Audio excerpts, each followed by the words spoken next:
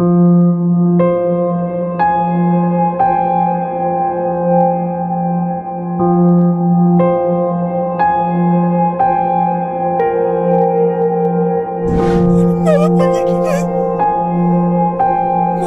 पाळी आली कमी वयात.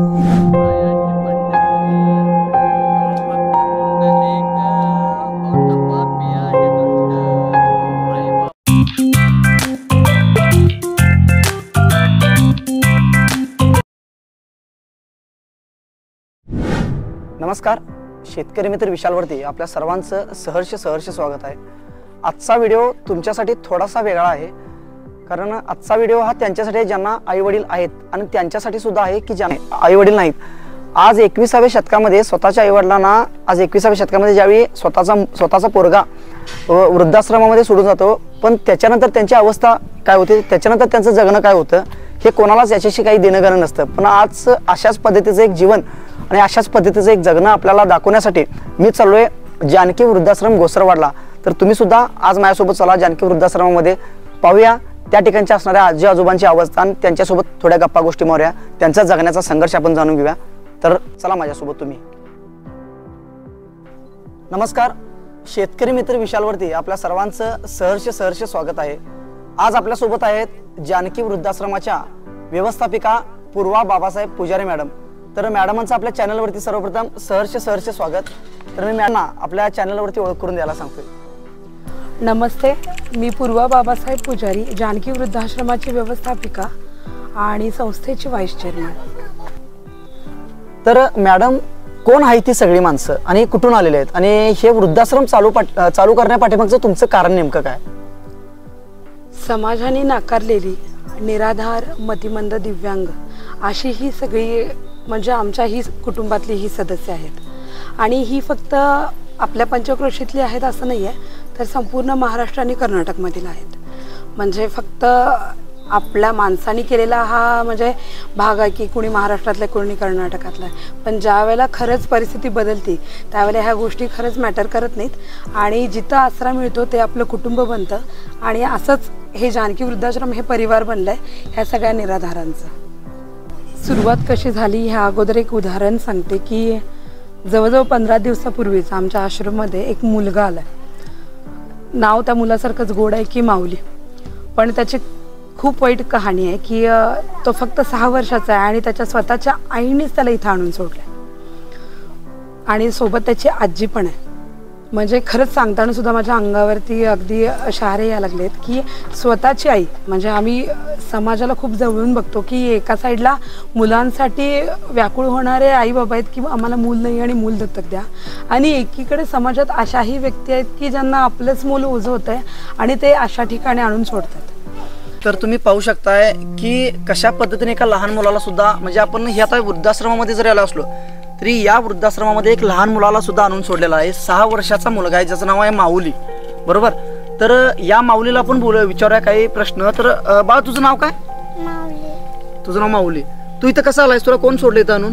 मम्मी. कोण सोडलं? मम्मी. मम्मी आणून सोडली. पप्पा काय करतात? मारतात. तर एवढी वर्ष तुम्ही या वृद्धांना सांभाळताय, यांचा सांभाळ करताय, त्यांना प्रेमाने वागवताय. तर या सगळ्या गोष्टी करत असताना तुम्हाला आलेले काही अनुभव तुम्ही आम्हाला काय सांगाल? जशी एक म्हण आहे की साठी भूत नाठी, म्हणजे 60 नंतर वय वाढलेलं जरी असलं तरी त्यांची बुद्धी ही लहान मुलासारखी झालेली असते.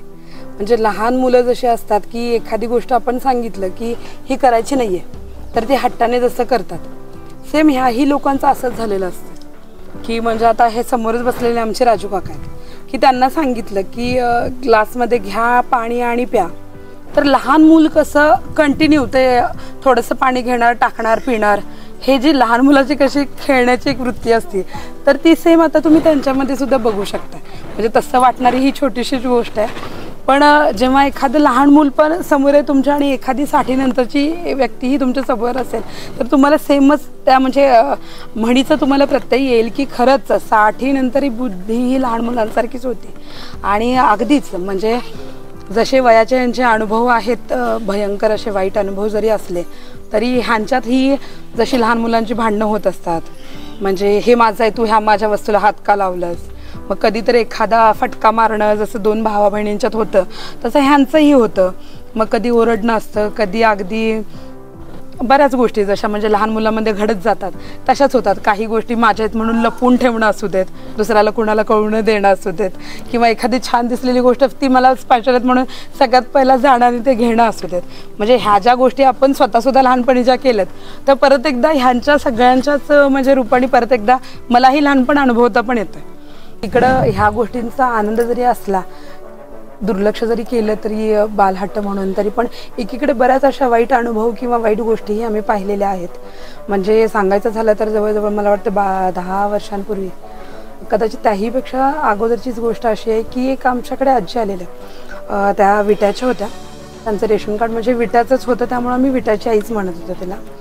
तर कलावती चव्हाण असं नाव होतं त्यांचं. आणि 2 म्हणजे व्यक्ती त्यांना आणून सोडून गेल्या. त्यावेळेला त्यांनी लिहून दिलं की ही आजी आमच्या इथं मागून वगैरे खात होती आणि आम्हाला तिची दया आली म्हणून आम्ही तिला इथं आणून सोडले.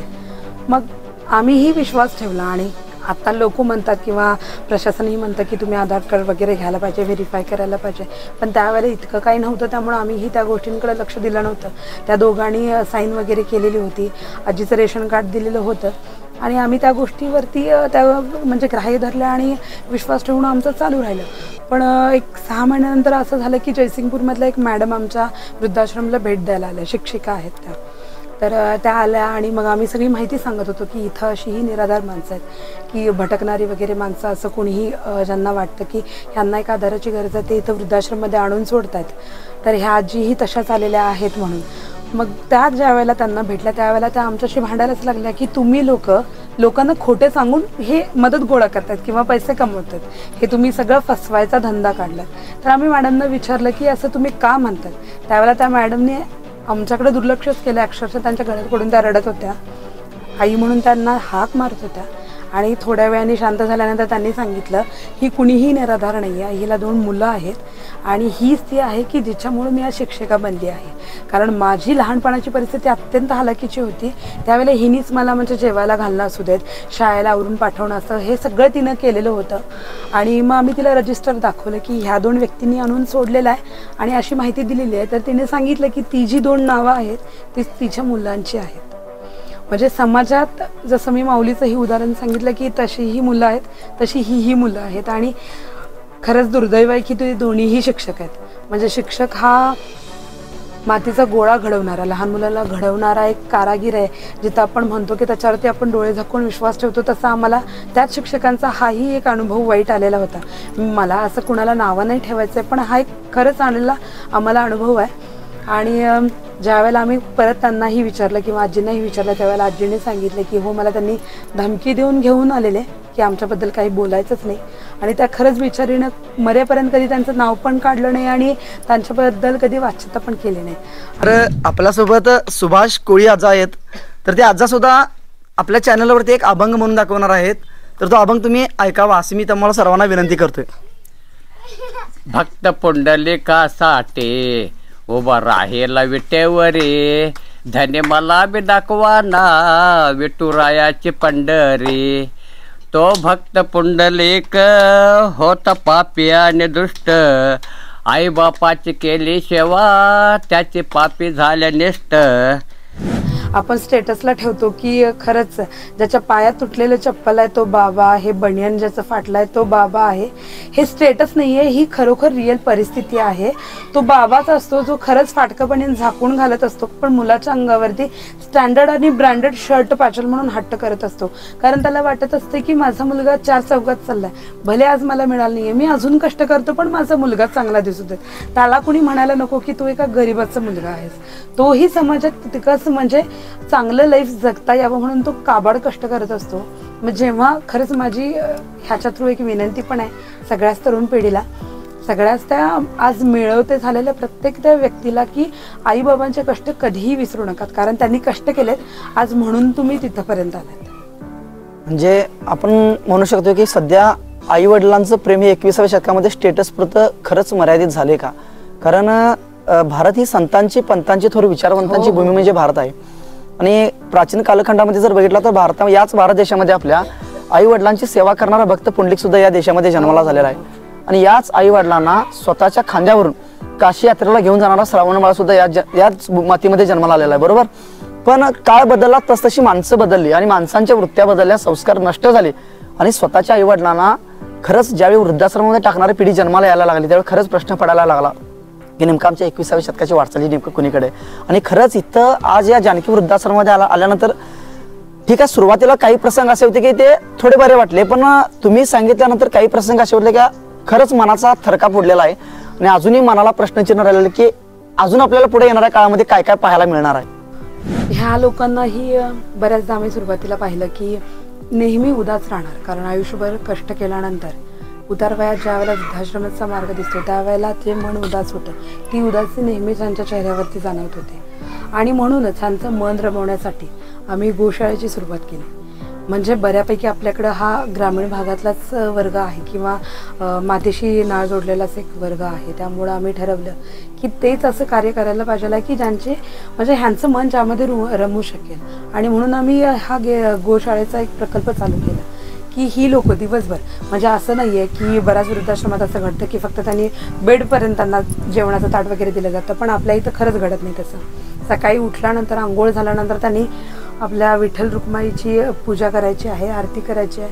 त्याच्यानंतर त्यांचा चहा नाश्ता होता आणि त्याच्यानंतर गाईंचं अगदी म्हणजे गोठ्यातलं झाडून काढणं असू देत, शेण काढणं असू देत, चारा टाकणं असू देत, अगदी त्यांना आंघोळ घालणं असू देत, त्यांच्यावरनं हात फिरवणं असेल, ह्या सगळ्याच गोष्टी ते स्वतः करतात आणि मन लावून करतात आणि ह्यामुळेच त्यांचं मन पण रमलं. म्हणजे आता असं घडतंय की बऱ्याच कुटुंबात बघतो की सासवा सुनांची भांडणं होत असतात की सुनेला वाटत असतं की मी एकटीच करते, माझी सासू काही मदतच करत नाही आहे, किंवा असंही वाटत असतं की मी करत होते की मी शाळा शिकत असताना मी ही कामं करत करत शाळा शिकली आहे. मग मुलांना टॉर्चर केलं जातं की तुम्हीही करायला पाहिजे आहेत, किंवा आत्ताची मुलं जी आहेत शाळा शिकत असणारी की नाही बरंच आम्हाला अभ्यासाचं टेन्शन आहे किंवा माझे ट्युशन्स आहेत, माझे बरेच काय काय त्यांच्या होमवर्क वगैरे आहे, त्यामुळं घराकडे त्यांचं पूर्णपणे दुर्लक्ष होतं. किंवा कुठलंही काम, अगदी आजीला एखादी गोळी काढून देणं ही असेल किंवा समोर ठेवलेला चष्मा सुद्धा उचलून द्यायचा असेल तर ही किरकोळ कामंही आजची तरुण पिढी करत नाही आहे.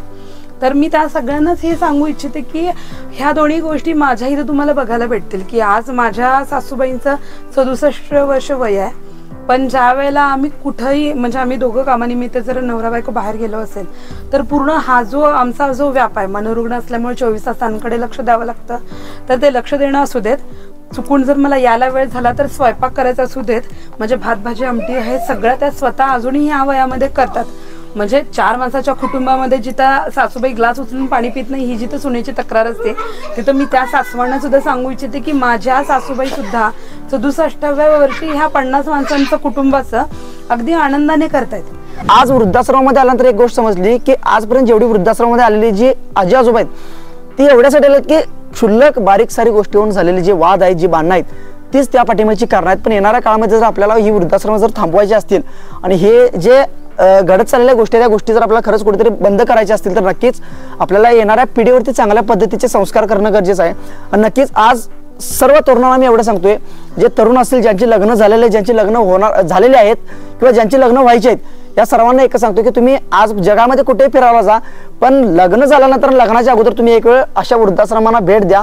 तिथं आल्यानंतर खऱ्या अर्थानं आई वडिलांची किंमत काय असते किंवा आई वडिलांची रिस्पेक्ट नावाची गोष्ट काय असते ती या ठिकाणी आल्यानंतर तुम्हाला खरंच दिसेल की आज आपण कोणत्या ठिकाणी आहे आणि जग कुठल्या ठिकाणी आहे ते तुम्हाला खरंच अशा वृद्धाश्रमामध्ये आल्यानंतर पाहायला मिळेल.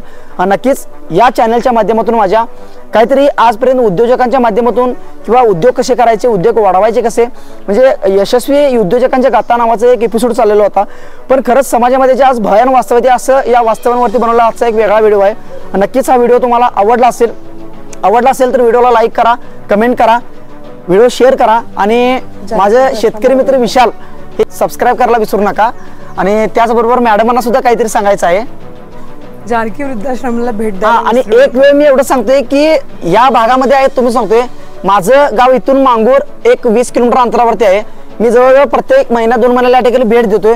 तुम्ही सुद्धा तुमच्या दैनंदिन जीवनामध्ये तुमच्या कामातला वेळात वेळ काढून तुम्ही एक वेळ या जानकी वृद्धाश्रमाला येऊन भेट द्या, एवढंच माझी या चॅनलच्या वतीनं आणि या जानकी वृद्धाश्रमाच्या वतीनं तुम्हाला कळकळीची विनंती आहे. मनपूर्वक धन्यवाद.